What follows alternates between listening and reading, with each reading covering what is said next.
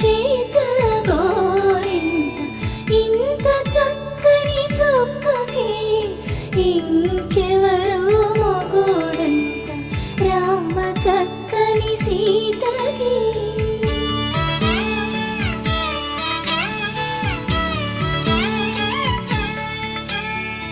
ఉడ